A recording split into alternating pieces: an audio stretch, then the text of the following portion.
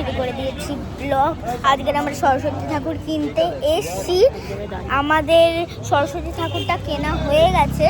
এখন আমরা আমাদের সরস্বতী ঠাকুরটা পুজোর দিন দেখাবো। আর এখন তোমাদেরকে ওই ঠাকুর যেখানে এসেছি, যেই দোকানটা দিয়ে কিনেছি, সেই ঠাকুরগুলো দেখাই। এই যে দেখতে পাচ্ছ, এই দোকানটা আমরা এসেছি, এখান দিয়ে আমরা একটা ঠাকুর নিয়েছি। আঙ্কেলটা খুব ভালো, আমাদেরকে অনেক ডিসকাউন্ট করে দিয়ে দিয়েছে। দেখতে পাচ্ছ অনেক মিষ্টি মিষ্টি ঠাকুরগুলো, দেখো কি গবলু গবলু মুখগুলো। তো চলো, মা এসছে, পাপা এসছে, আমি এসছি, আমরা তিনজন এসেছি ঠাকুর কিনতে। কালু বাড়ি চলে গেছে, আমরা এখানে আছি। চল, এখানে আরেকটা ঠাকুর দেখতে পারলাম আমরা, খুবই সুন্দর। সব ঠাকুরগুলো মিষ্টি মিষ্টি পারলাম না, কারণ এখন অনেক রাত হয়ে গেছে।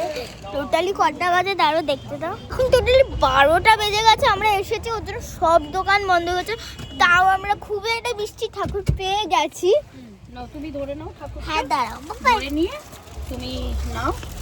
সবাইকে সরস্বতী পুজোর দিনকার ঠাকুর দেখাবো। হ্যাঁ, আর ওপেনিংটাও আমি করব। আরো লোক এসছে আমাদের সাথে ঠাকুর কিনতে, কিন্তু তাদেরকে আর নিয়ে বেরাতে পারিনি, কারণ তারা সব গাড়িতে ছিল। এই দেখুন মেম্বাররা, কারণ রাত্রির বেলা তো এখানে প্রচন্ড গাড়ি চলে, কে ভট করে কোল দিয়ে ঝাপফাপ কেটে দেবে বাবা, ভয়তে আর নিয়ে যায়নি ওদের এখানেই ছেড়ে দিয়ে গেছিলাম। এই যে তিনটেকে ওরা এসছে আমাদের সাথে সরস্বতী ঠাকুর কিনতে, কিন্তু সরস্বতীটা আর কেউ নিয়ে মানে আনতে গিয়ে ওদের আর কাউকে নিয়ে যায়নি, তখন ওদের এখানেই বসিয়ে রেখেছিলাম। এই ওই পারেই গেছিলাম আমরা, বেশি দূরে যার জন্য আরও যেতে পারিনি, অন্য ঠাকুর দেখতে পারিনি।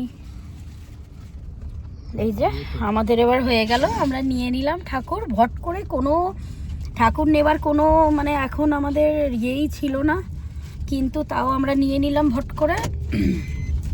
সবে মায়ের বাড়ি থেকে ফিরছিলাম, তাই আমি বললাম দিনেশকে, মানে সাইরার পাপাকে, যে চল গিয়ে একটু দেখে নি। তো তাই আমরা তো থাকি খুবই সামনে, কালীঘাট মন্দির তো আমাদের বাড়ি থেকে জাস্ট 2 মিনিটসের রাস্তা। তো তাই জন্য এখান থেকে এসে নিয়ে নিলাম, পটুয়াপাড়া থেকে এসে ঠাকুরটা নিয়ে নিলাম।